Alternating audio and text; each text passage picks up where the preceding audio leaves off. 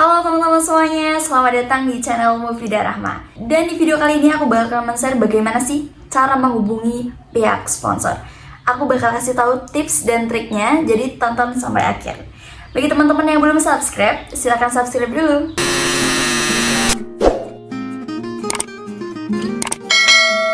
Ilmu yang akan aku share ini adalah ilmu yang aku dapat dari BEM kampus dulu sewaktu aku kuliah, dan juga sewaktu aku mengikuti kegiatan sebagai divisi sponsorship di luar kampus.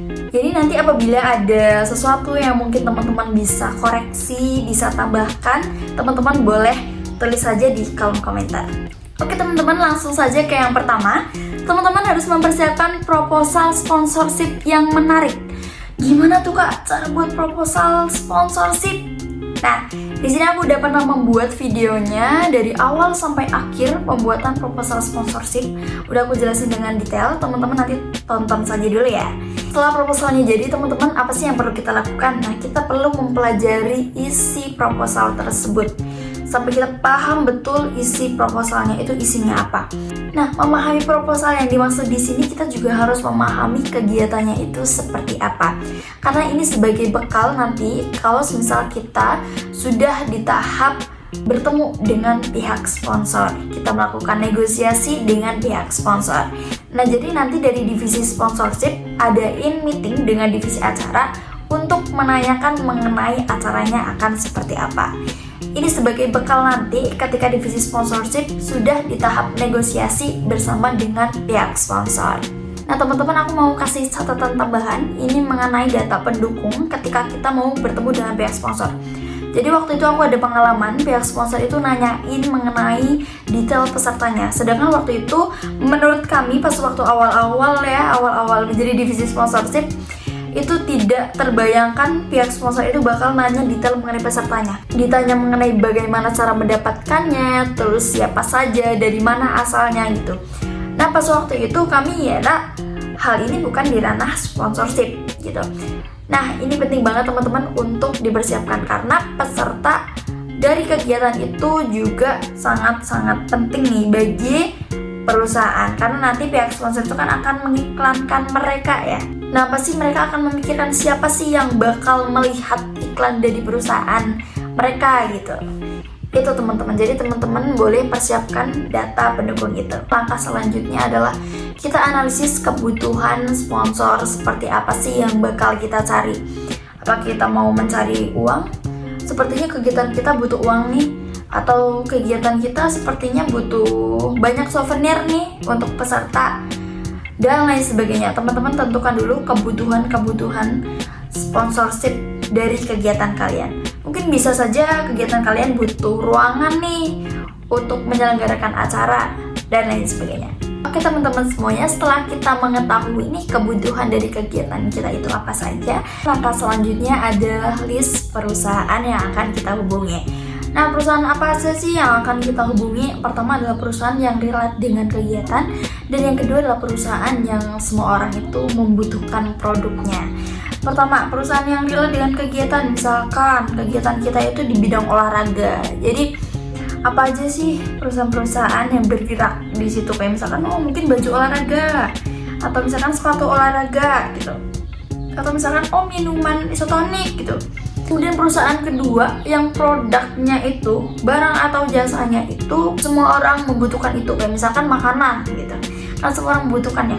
Entah nanti pesertanya misalkan anak-anak SMA, makanan tetap dibutuhkan.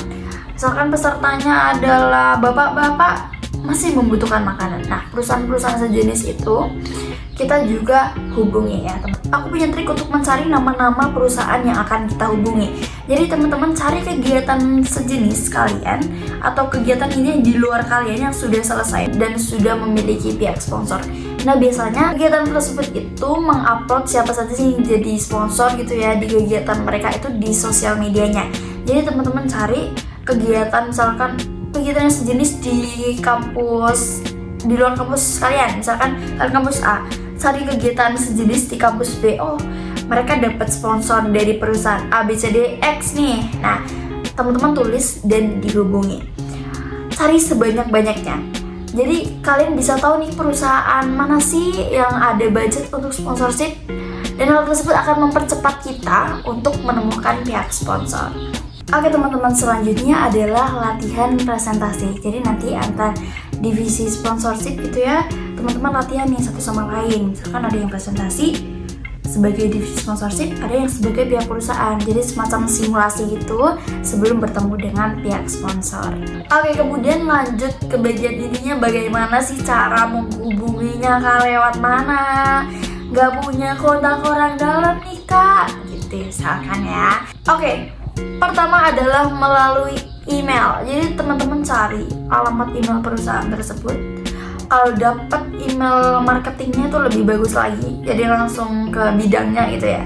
Nah, cari list semua email dari perusahaan tadi yang teman-teman sudah list. Nah, dihubungi. Nah, gimana sih kak cara menghubungi lewat email gitu ya? Jangan lupa subjeknya diisi. Nanti aku tulis di sini contoh subjek emailnya. Misalkan pengajuan kerjasama sponsorship kegiatan X gitu kan. Nah, terus isinya bagaimana nih kak? Oke, body emailnya kita tulis untuk siapa email tersebut ditujukan.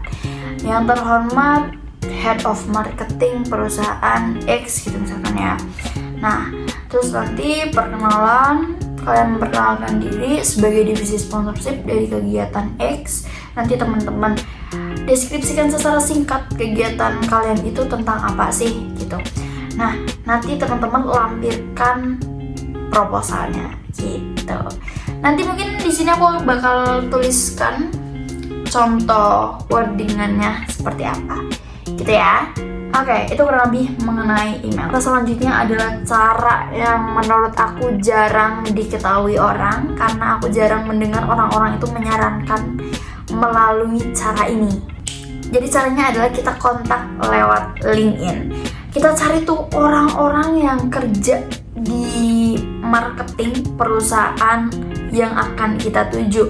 Nah, kita tulis misalkan marketing perusahaan X gitu ya di LinkedIn. Nah, keluar tuh orang-orangnya. Kita coba cari yang paling relate dengan sponsor, misalkan marketing gitu ya, atau misalkan divisi branding gitu.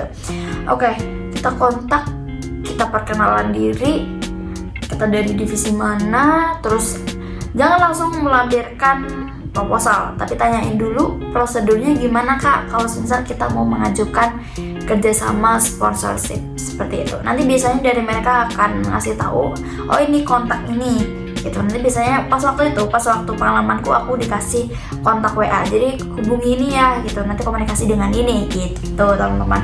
Nah, menurut aku antara email dengan LinkedIn akan lebih berpeluang di LinkedIn, karena menurut aku mereka bakal lebih sering membuka LinkedIn. Atau setidaknya kalau misal ada orang yang baru gitu ya ngechat gitu ya, kalau di LinkedIn masih oh siapa nih yang ngechat gitu ya. Sedangkan kalau di email banyak sekarang promosi-promosi ya di email, takutnya kecampur gitu kan ya.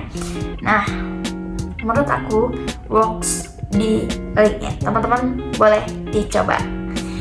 Yang ketiga adalah melalui WhatsApp. Gimana kak? Belum juga dapat kontaknya gitu ya. Nah, teman-teman bisa tanyakan ke teman kalian dari divisi sponsorship di kegiatan lainnya. Teman-teman boleh tanyain gimana sih cara mendapatkan sponsor tersebut gitu.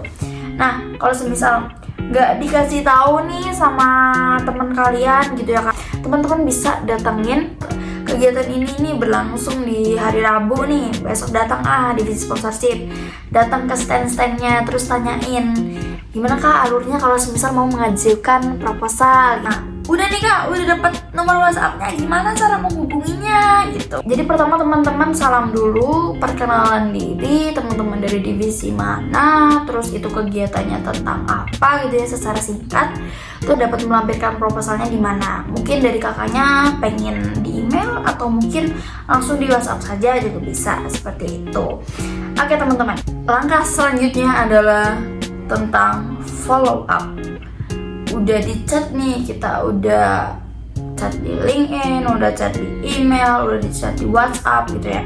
Setelah 3 hari kita follow up kalau semisal mereka belum membalas chat kita. Tanyakan keberlanjutan proposalnya bagaimana, atau mungkin ada yang kurang jelas dan lain sebagainya, kita bisa bantu sampaikan atau bantu presentasi seperti itu. Oke teman-teman, catatan penting lainnya untuk divisi sponsorship, untuk mempermudah kalian bekerja gitu ya satu divisi, teman-teman boleh nih tulis update-nya gimana nih. Misalkan teman-teman buatnya di Excel gitu ya. Misalkan ya di Excel teman-teman tulisnya begini. Ini nama panitianya, misalkan Mufida. Oh, Mufida menghandle perusahaan apa saja yang akan dihubungi gitu. Nah, teman-teman tulis nih di sebelahnya kolom progress. Nah, progress itu apa aja? Misalkan apakah sudah mengirimkan proposal? Oh, sudah. Oke, centang. Terus misalkan ada perusahaan yang belum ngebalas nih, tambah lagi kolom follow up. Oke, follow up.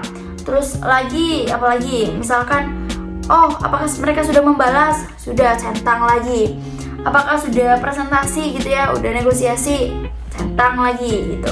Terus nanti di akhir keputusannya apakah iya atau tidak. Nah, ini akan memudahkan teman-teman dalam mengingatkan satu sama lain dan juga udah mengecek sejauh mana progres dari divisi sponsorship. Seperti itu. Oke teman-teman, cukup sekian materi atau informasi yang bisa aku sharingkan. Apabila teman-teman mau koreksi, mau menambahkan, boleh banget langsung aja ditulis di kolom komentar. Dan bagi teman-teman yang belum subscribe, silahkan subscribe. Di sini insya Allah aku bakal banyak sharing mengenai kegiatan, mengenai sponsor, mengenai partnership, dan juga mengenai bisnis. Oke, see you di next video.